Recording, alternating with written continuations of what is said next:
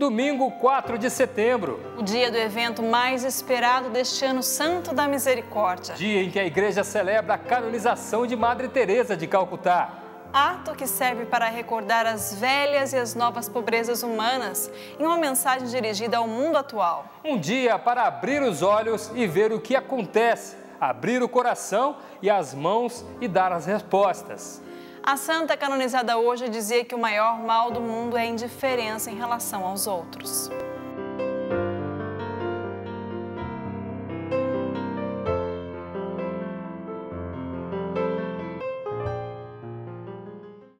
O repórter Canção Nova deste domingo vai mostrar também a história do brasileiro curado de uma infecção no cérebro. Milagre que ele atribui à intercessão de Madre Teresa.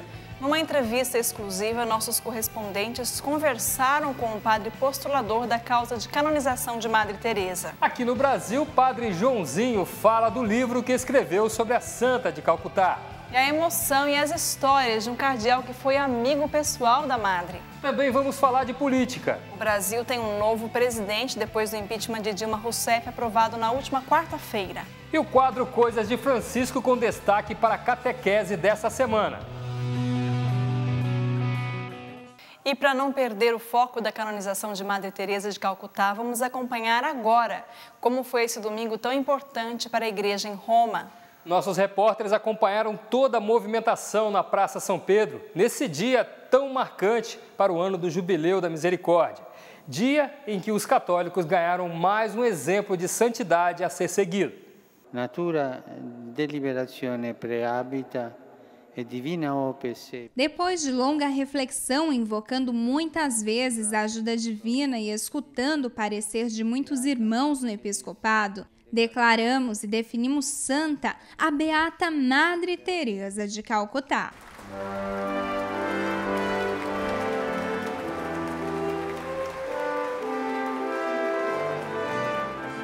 Hoje o mundo se alegra porque nessa grande jornada mundial da caridade, celebrar a canonização de Madre Teresa é realmente perceber que a semente que Deus plantou no coração dela deu muitos frutos. A gente sente que Madre Teresa virou santa, né, e que espalhou o amor, a caridade para todas as pessoas no mundo inteiro. Uma celebração histórica que reuniu uma multidão na Praça de São Pedro.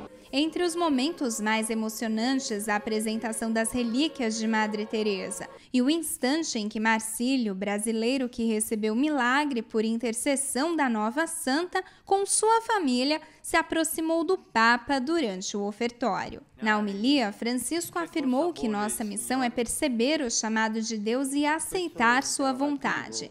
Mas para aceitá-la sem hesitar, precisamos nos questionar: qual é a vontade de Deus na minha vida?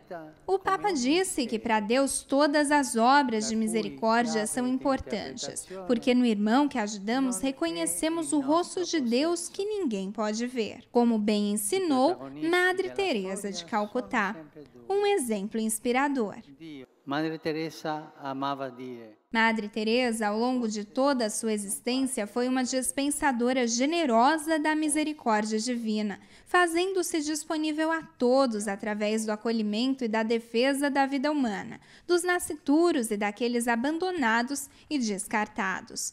Comprometeu-se na defesa da vida, proclamando incessantemente que quem ainda não nasceu é o mais fraco, o menor, o mais miserável. É possível seguir o exemplo dela nos dias de hoje? Sim, tem que ter, igual ele falou, tem que ter coragem e vontade de sair atrás. Não adianta ficar em casa trancado, né? A gente tem que correr mesmo e tentar mudar esse mundo, porque esse mundo tem jeito dele ficar bom. Depois da missa, como um gesto bem concreto e seguindo o exemplo da nova santa, Papa Francisco ofereceu um almoço para 1.500 pessoas necessitadas vindas de toda a Itália, que recebem os cuidados dos missionários e missionárias da caridade. O menu bem italiano, pizza napolitana. Este padre colaborou para a realização do milagre. Foi ele que deu a relíquia de Madre Teresa ao casal brasileiro. Para mim, um momento de alegria, um momento de fé, um momento grandioso. Mas isso não significa que me deixa maior no sentido vaidoso. Pelo contrário, cada vez mais me torna pequeno para que Jesus de fato apareça, para que o amor de Deus apareça através da minha pequenez, que apenas foi um instrumento da graça de Deus, pela intercessão da Madre Teresa de Calcutá. E o milagre brasileiro é motivo de um santo orgulho. Celebração de ação de graças, né, e Eucaristia. Demos graças a Deus por tantos dons, né, e também por Madre Teresa. Ela que via justamente na Eucaristia o centro de todo dia, o centro de toda a sua vida, procurando se identificar, se aproximar sempre mais de Cristo e ser uma expressão de Cristo também em sua vida. Portanto, o reconhecimento universal da sociedade mundial. E agora uma senhora, uma mulher santa, o reconhecimento da Igreja. Queríamos ela ter um reconhecimento completo da sociedade humana e da sociedade de fé. No momento em que o Papa anunciou a canonização, eu acho que foi a concretização de um trabalho de vida dela. Porque eu, o Dr. João, a doutora Mônica, o Padre Caetano, todos nós não somos nem atores coadjuvantes numa coisa dessa. A gente é figurante. A estrela principal é a Madre Teresa e Jesus Cristo e Deus na sua infinita bondade. É muito importante, muito gratificante poder ter participado aqui da canonização da Madre Teresa. A medicina não tem o que explicar, cientificamente não tem explicação. Como a gente viu, o Papa Francisco declarou nesse domingo que Madre Teresa de Calcutá é santa. Um testemunho de fé que ganha os altares da igreja e o coração dos católicos. Em Roma, nossa equipe conta agora a história de um brasileiro curado de uma infecção no cérebro. Ele atribui o milagre à intercessão de Madre Teresa. Às vésperas da cerimônia, que será presidida pelo Papa Francisco e que espera reunir até 1 milhão de pessoas em Roma no próximo domingo, o miracolado e sua esposa Fernanda nos contam como tudo começou em 2008, quando descobriram que ele tinha abscessos cerebrais, ou seja, múltiplas infecções no cérebro. No início de setembro, a Fernanda foi com o padre Almirante da Igreja Nossa Senhora Aparecida, e nesse dia, ela também estava muito aflita ainda, e foi conversar com o padre. E ele tinha acabado de rezar de manhã na Casa das Missionárias da Caridade, uma missa, celebrou uma missa na Casa das Missionárias da Caridade, e recebeu uma relíquia de Madre Teresa. A Fernanda foi conversar com ele à tarde e mostrou para ela. Falou, Fernanda, reze para Madre Teresa. Em 9 de dezembro daquele ano, uma visita de Deus. Eu estava praticamente morrendo. Os médicos foram no meu quarto, quando eu estava com essa dor de cabeça imensa, viram que o abscesso cresceu demais, estava acumulando um líquido no cérebro. Aí os médicos falaram, Marcílio, está muito difícil, não tem muito jeito, ele vai ter que colocar, vai no centro cirúrgico, vamos ter que colocar um dreno na cabeça dele para ver quanto que ele vive mais. Nesse instante, a Fernanda, antes de eu ir para o centro cirúrgico, ela rezou incessantemente para a Madre Teresa que me curasse. Eu fazia a oração constante na relíquia e deixava também brotar as palavras que vinham do meu coração, aquela súplica de quem ama uma pessoa que está com uma doença muito grave. E no dia que Marcílio ficou doente, eu pedi a Deus que a vontade dele fosse a mesma que a minha e que Madre Teresa pudesse interceder por nós. Naquela noite tão escura, que Madre Teresa trouxesse a luz dela até nós. Eu acordei muito bem, eu acordei sem dor de cabeça, uma paz muito grande, já acordei muito bem. Depois que o médico fez o exame naquela hora, os abscessos reduziram, naquele momento, os abscessos reduziram quase 70% e o líquido foi drenado do cérebro. 3 dias depois fizeram um novo exame e nem os abscessos tinham mais, só tinham as cicatrizes. Um milagre. É um milagre, com certeza. É muito bom saber que a misericórdia de Deus se estendeu até nós. Madre Teresa, rogai por nós. O postulador dos processos de beatificação e de canonização de Madre Teresa foi o Padre Brian. Ele conversou com nossa equipe em Roma. Acompanhe. Padre Brian conviveu com ela até sua morte em 1997. Viu de perto todas as suas virtudes, mas destaca a fé de Madre Teresa. É uma fé pura, heroica. Uma fé pura, heróica. Quando ela saiu da Índia e conheceu a pobreza no Ocidente, descobriu que a maior pobreza é não ser amado, não ser aceito. Era se sentir sozinho. E ela experimentava isso na sua própria vida. Postulador de sua causa de canonização, o sacerdote canadense conta como conheceu Madre Teresa quando tinha 20 anos. A primeira vez que a vi foi aqui em Roma, porque minha irmã estava para entrar no noviciado com as irmãs de Madre Teresa. Depois da missa, quando meus pais e eu estávamos para sair, nos saudamos e ela disse: "Gostaria de colocar uma cruz também em você." Eu era muito jovem, fiquei impressionado e nem consegui falar nada. Um dia depois, dei minha resposta e em 3 meses estava em Roma. Assim, Padre Brian se tornou seguidor de Madre Teresa. Testemunhou as virtudes que fizeram dela mais que o prêmio Nobel, uma santa. Ela era uma pessoa muito concreta, prática e materna. Perguntei a ele se ela era também exigente. Ele disse que sim, mas era firme, com amor. Em Roma, em 1970, a religiosa fundou a primeira Casa das Irmãs da Caridade na Europa e a segunda fora da Índia. Um lugar simples onde podemos nos emocionar entrando na capela onde Madre Teresa rezava. Ao lado da cruz, a frase "Tenho sede", que ela sentiu ressoar em seu coração quando tinha 36 anos. Um pedido de Jesus que se atualizava no rosto dos pobres, que viviam em Calcutá. Aqui vemos o cantinho onde ela rezava e o quarto onde dormia quando vinha a Roma. E a ternura de Madre Teresa continua a amparar quem mais precisa. Estamos em frente à Casa Dons de Maria. Ela está em território vaticano e foi fundada em 1988 por João Paulo II e Madre Teresa de Calcutá. Aqui, todos os dias, as Irmãs da Caridade oferecem alimentos aos que mais necessitam e leitos e cuidados médicos às mulheres que precisam. Um sinal de que o carisma de Madre Teresa é atual e de que seu exemplo pode ser seguido nos dias de hoje. Uma vez ela disse: "Não precisa ir a Calcutá para encontrar os pobres. Olhem onde estão, talvez na própria família, sua própria comunidade. Quem precisa de um sorriso, um gesto pequeno, ordinário. Porém, como dizia, coisas ordinárias, porém com um amor extraordinário. Esse é o nosso desafio, fazer tudo com amor a Jesus." Com amor a Jesus. O padre João Carlos Almeida, o padre Joãozinho, escreveu um livro que traça a trajetória de Madre Teresa, considerada a santa das sarjetas. O livro O Milagre de Teresa é só um dos assuntos da conversa que o sacerdote teve com a repórter Camila Moraes. Agora nós estamos aqui no nosso espaço de entrevista e recebendo hoje uma pessoa muito especial, o Padre Joãozinho, que veio falar justamente sobre Madre Teresa de Calcutá. Seja bem-vindo, Padre. Obrigado, é uma alegria. Madre Teresa, né, é sinônimo de dor, de amor, mas também de flor, porque ela é a santa do sorriso que tem uma lágrima.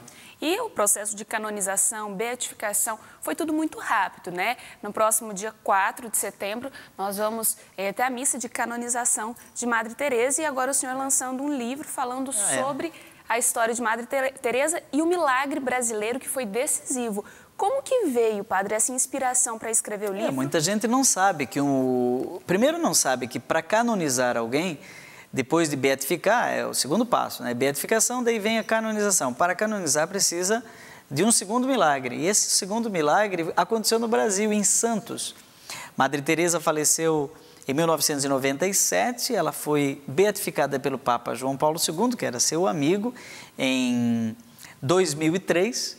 E desde então se esperava um milagre para que ela pudesse ser canonizada. No ano de 2008 aconteceu um fato em Santos, no Brasil, que um doente com 8 abscessos no cérebro, agravado por hidrocefalia, ou seja, um líquido na cabeça que iria provocar a morte dele, ele acordou diante do médico durante aquela quase cirurgia. O médico ficou ali, não sabia explicar, né?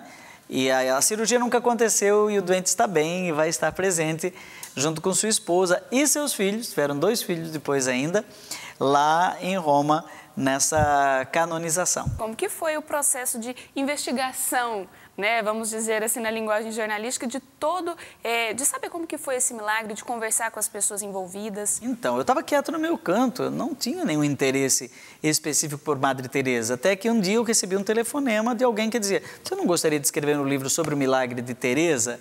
Eu falei: mas aonde aconteceu? Aí a pessoa me explicou que foi no Brasil e que o Papa havia aprovado esse milagre no dia 17 de dezembro de 2015, aniversário dele, né? E em março, então, marcou a data da canonização. Em março, eu saí, decidi escrever, estudei a vida de Madre Teresa. O primeiro capítulo é esse estudo sobre a vida dela, cheguei à conclusão de que é uma maravilha, e no segundo capítulo vou a Santos. Então lá eu encontro o advogado do diabo, né, que a igreja tem sempre alguém que é do contra no processo, e chego até o médico, o Dr. João Cabral, que estava naquele dia diante da cirurgia e viu o doente ficar bom. E ele não é cristão. O reconhecimento da santidade de Madre Teresa acontece num momento muito especial da Igreja Católica, que é o Ano Santo da Misericórdia, e ela é um exemplo vivo, né? Foi um exemplo vivo de uma pessoa que na simplicidade foi praticando obras de misericórdia, né, padre? Uma das obras de misericórdia, talvez a principal, é dar de beber a quem tem sede. No dia 10 de setembro de 1946, ela trabalhava num colégio de meninas ricas em Calcutá. E ela escuta uma voz: tenho sede. Era a voz de Cristo dizendo para ela: vai em busca dos pobres para saciar essa sede. A partir daquele dia, a vida de Teresa foi buscar Jesus na face dos mais pobres, dos pobres, para dar uma gota d'água. Você sabe que ela pegava na rua quem estava morrendo, levava para uma casa, a casa dos moribundos, em Calcutá, pegava a água do rio Ganges e colocava, é um rito hindu, ela colocava na boca dessa pessoa para ela, ao menos, morrer feliz. Ou seja, um exemplo para a gente. Com certeza. Padre, muito obrigada, viu, pela sua disponibilidade de estar aqui com a gente hoje. Muito obrigada pela sua visita. Obrigado. O livro está disponível em qualquer livraria do Brasil, não é? Importante. Para mergulhar e deixar-se maravilhar. Porque, como eu digo no último capítulo, milagre gera milagres. Quanta coisa bonita existe na história de Madre Teresa, não é mesmo? E depois do intervalo vamos falar de política, o impeachment de Dilma e a posse de Temer. E a semana do Papa Francisco, desde o encontro com o fundador do Facebook aos ensinamentos da catequese. A gente volta rapidinho.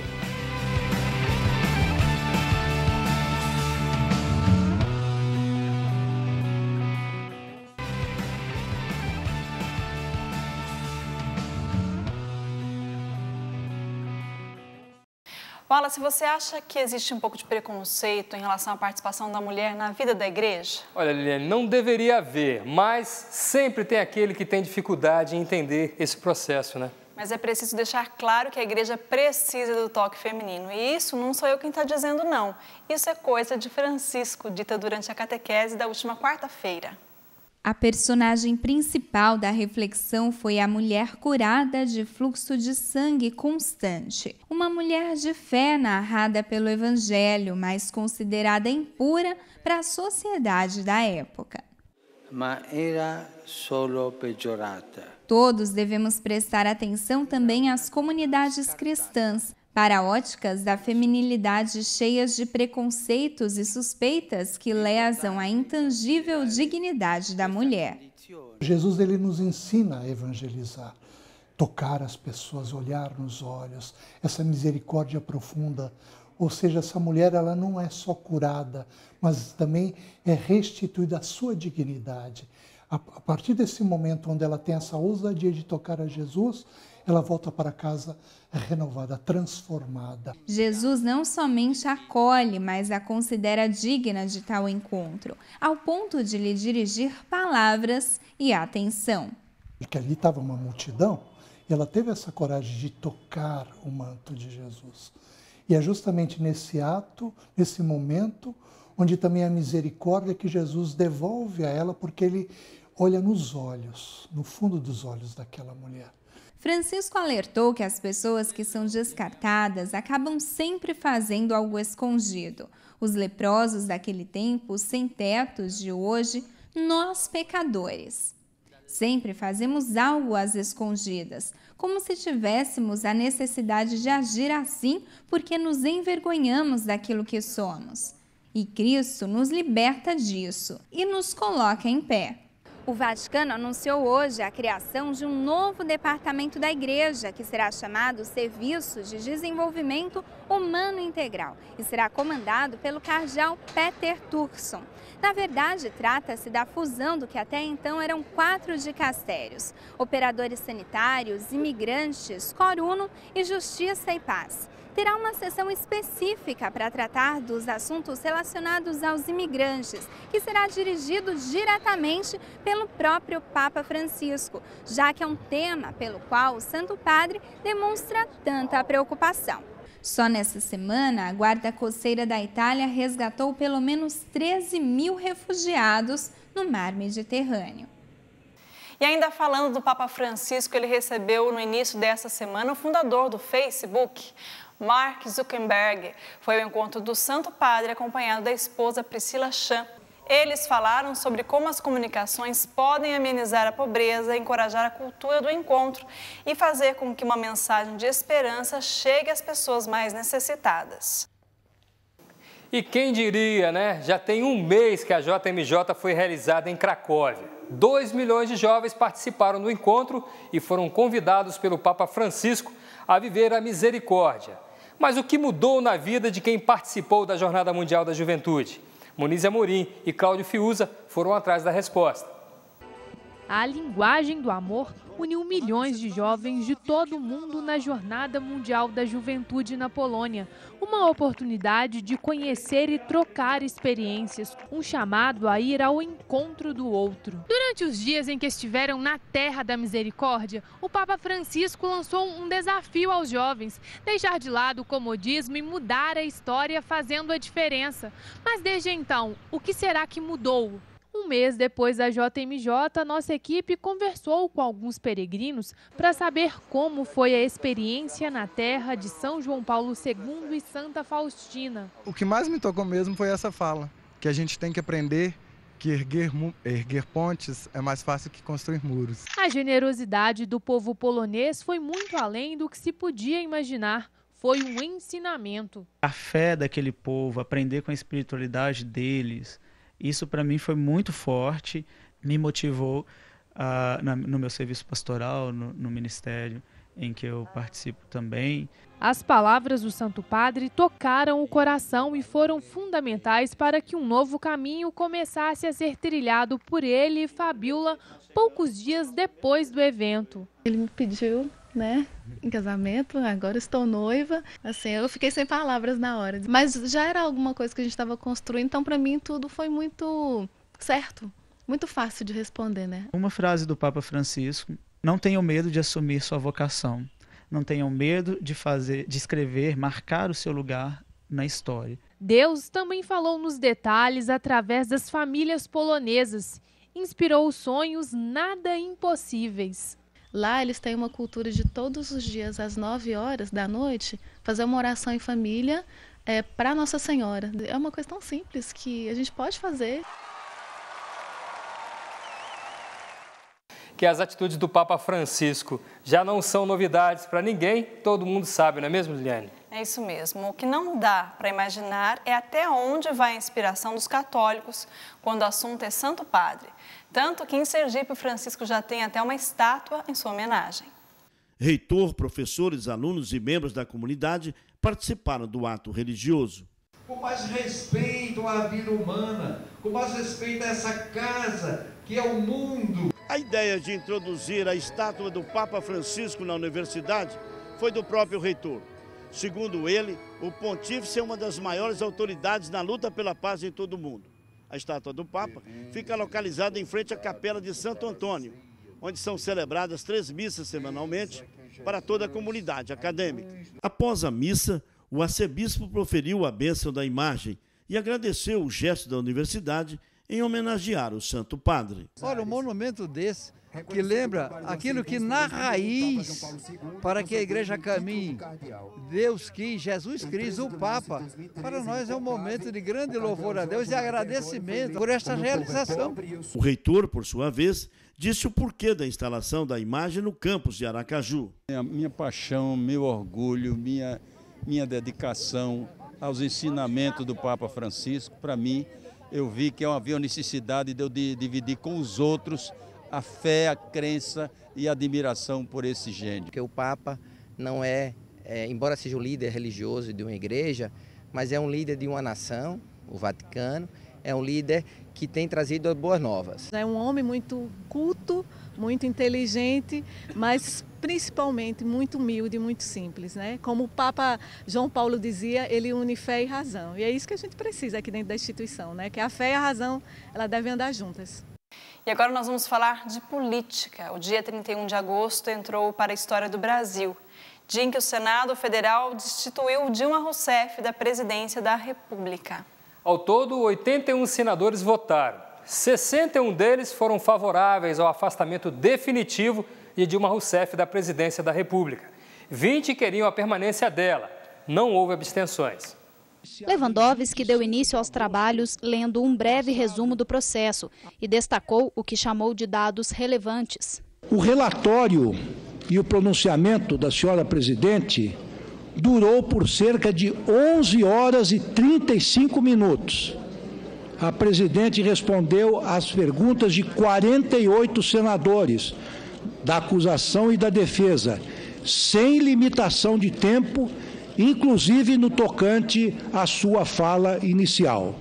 No início da sessão, o PT solicitou que a votação fosse dividida em duas partes. Uma para votar sobre a cassação de Dilma Rousseff e a outra sobre a perda dos direitos políticos da petista. Os discursos, pela ordem, travaram a sessão.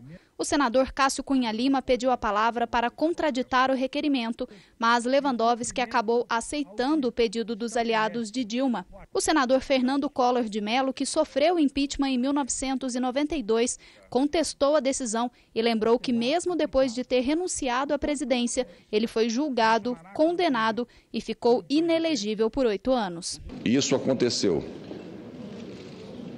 para retirar os direitos políticos com inabilitação, caçar o mandato com inabilitação dos direitos políticos do então presidente.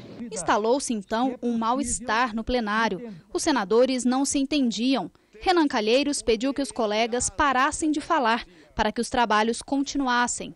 Um dia a história nos julgará. E nossa única certeza será de que não nos omitimos. Em seguida, Lewandowski abriu para os encaminhamentos da primeira votação, a do impeachment. 8 senadores, 4 de cada lado, discursaram. E Dilma Rousseff foi cassada. Parlamentares governistas comemoraram o resultado estampado no painel eletrônico ao som do hino nacional. Por 61 votos a 20, o plenário do Senado decidiu afastar definitivamente Dilma Rousseff da presidência da República. Não houve abstenções. O presidente da casa, senador Renan Calheiros, que até então não havia votado, hoje deu parecer favorável ao impeachment. Em seguida, foi a vez de decidir se Dilma seria punida também com relação aos seus direitos políticos. Assim como na votação que confirmou o impeachment, eram necessários 54 votos para que isso ocorresse. E apenas 42 senadores votaram sim.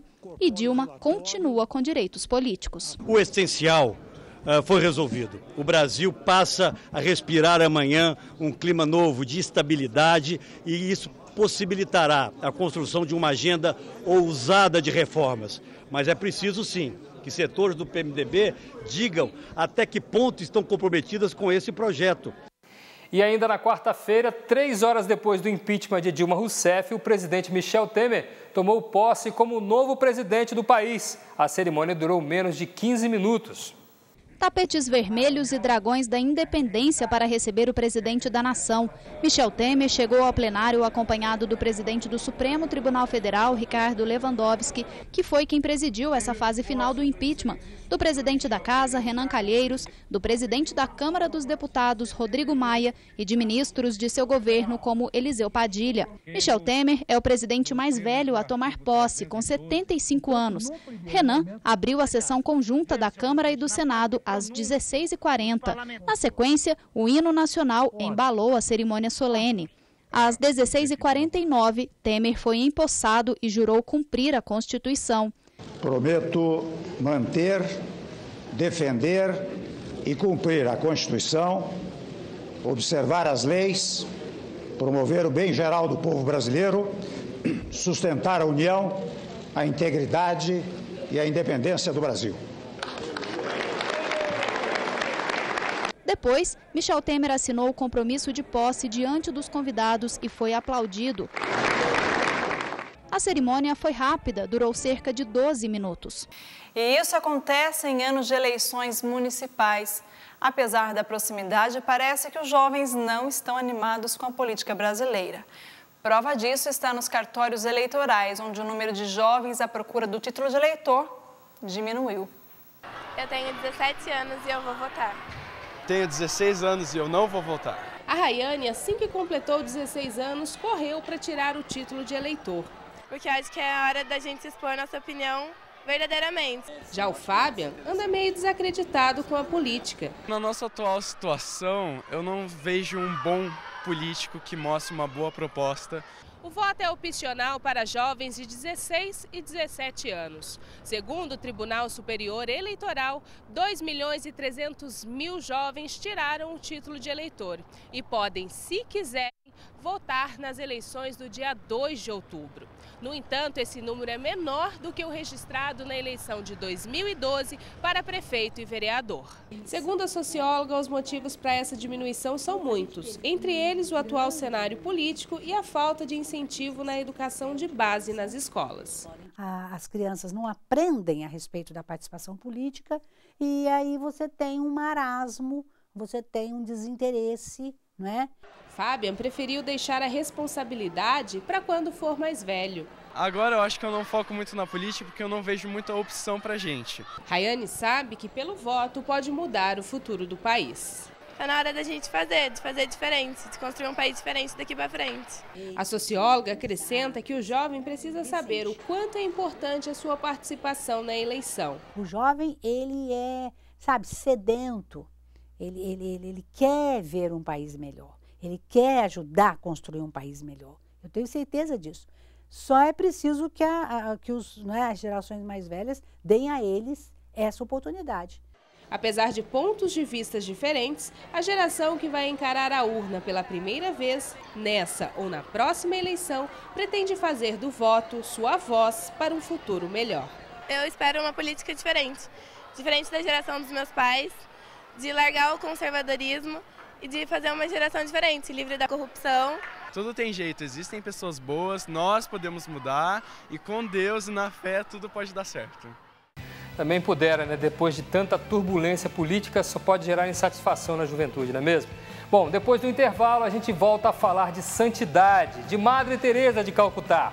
Vamos mostrar uma exposição sobre a santa e ouvir um depoimento emocionante de um cardeal que foi amigo pessoal de Madre Teresa.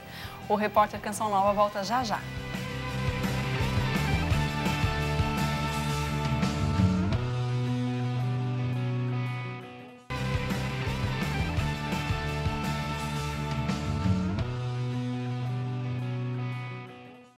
Depois do processo de impeachment, outro assunto que vai chamar a atenção é a possível reforma da Previdência Social.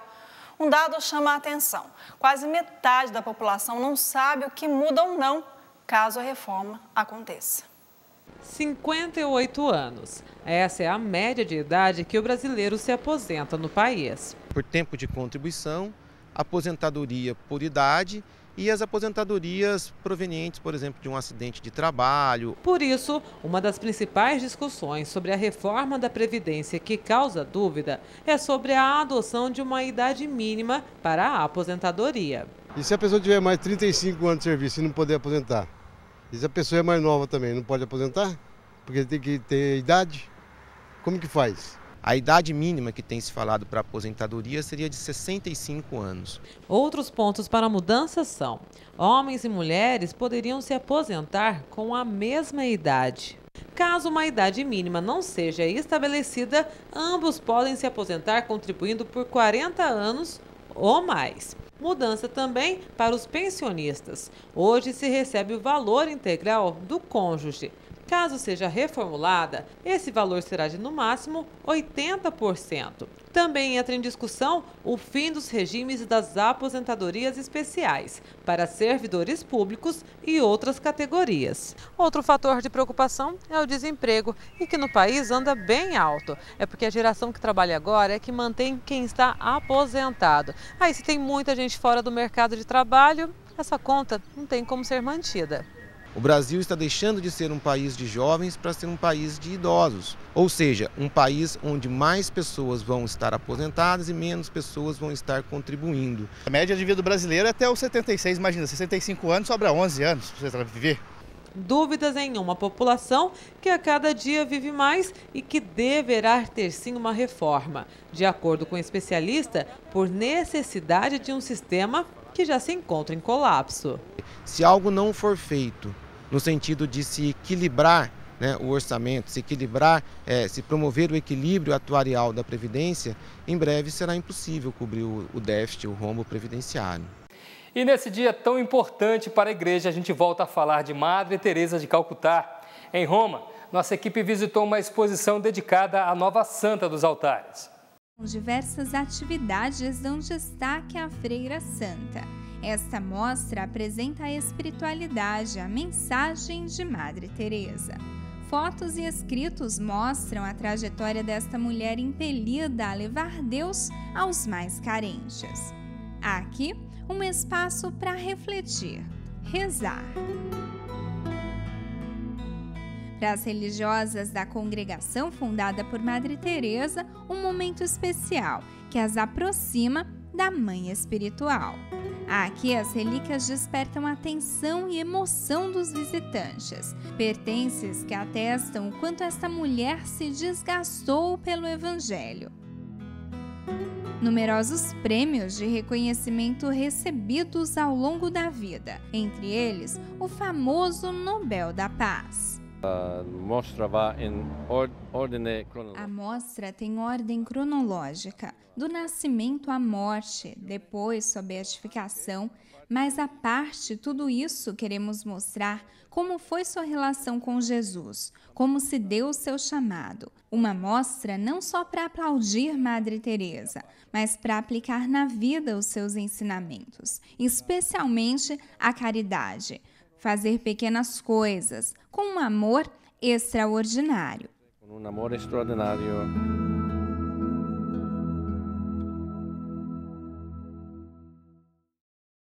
Assim como qualquer outra pessoa, Madre Teresa tinha também amigos com quem ela podia contar. Um deles se tornou até cardeal e tem algumas histórias vividas com a Santa de Calcutá. Nossos correspondentes em Roma, Lísia Costa e Wagner Ponciano, foram atrás dessa história e conversaram com exclusividade com o cardeal Ângelo Comastri. Ele não esconde a alegria de ter conhecido uma santa. E as recordações desta presença amiga estão por toda a parte. Entre elas, o anel com a imagem de Nossa Senhora que ganhou de presente da madre. Presente que veio com um ensinamento. Ao presenteá-la, a madre disse: quando os fiéis vierem beijar seu anel, pensarão em Maria e não em você. Pensam na Madonna e não pensam na te. Mas Madre Teresa não deu apenas o anel. Ao amigo Comastri deu sua presença e deixou lembranças que ele relata com exatidão. O primeiro encontro. Quando fui ordenado em 67, eu só conhecia Madre Teresa através de pessoas que contavam sobre ela.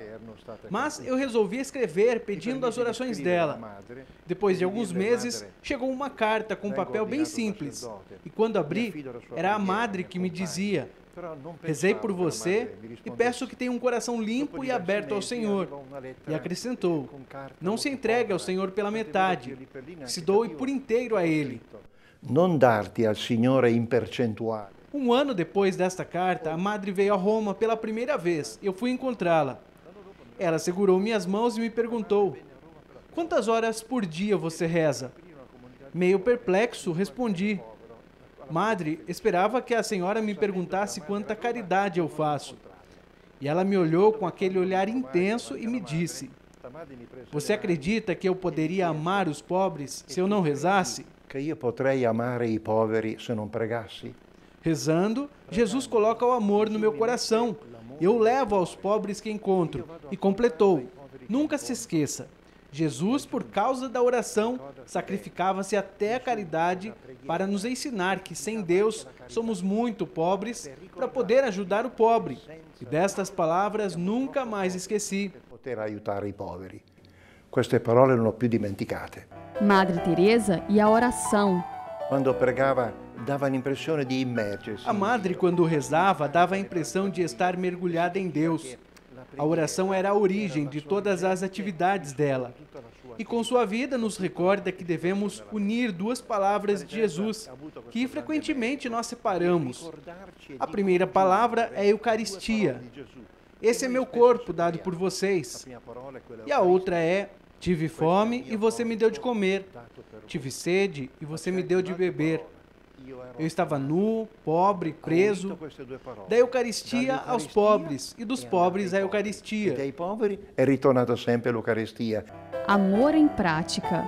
Ogni volta che partecipiamo all'Eucaristia dobbiamo chiederci. Cada vez que participamos da missa, devemos nos questionar: depois desta missa, cresceu dentro de mim o amor? Se não cresceu o amor, a caridade, não rezei. Porque não é possível aproximar-se do fogo e não se esquentar. Sobre isso, Madre Teresa dizia: olhe para Maria. Depois da Anunciação, quando a presença de Jesus se tornou real dentro dela, logo sentiu o desejo de sair, de ir até Isabel e ajudá-la, de viver a caridade. Maria non si è fermata. Ha sentito subito il bisogno di uscire, di andare da Elisabetta, di andare a servire. Último encontro. Mas não finirei mai. Jamais deixarei de recordar os encontros que tive com a Madre, mas quero falar sobre o último. Era 22 de maio de 1997. Eu tinha perdido minha mãe há poucos dias. Aí falei para a Madre: minha mãe está agora no paraíso, só que eu estou sentindo um vazio muito grande. E a Madre me disse: a sua mãe agora, no céu, está mais perto de você do que antes. Antes ela estava ao seu lado, de vez em quando. Agora está sempre perto. Quando ti era accanto, ora sempre vicina. O cardeal Comastre, sem conter a emoção, continuou nos contando. E depois apertou minha mão e disse: eu também vou, daqui a pouco, vou para o céu. Me comovo, porque me disse: ti sarò sempre vicina. Uma amizade que deixou marcas de eternidade. Ela me disse: de lá estarei sempre perto de você.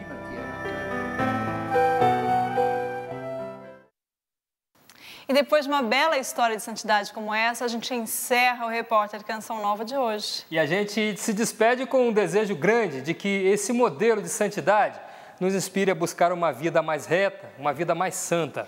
Um ótimo final de domingo para você e até a semana que vem. Uma semana abençoada a todos e até domingo que vem, se Deus quiser.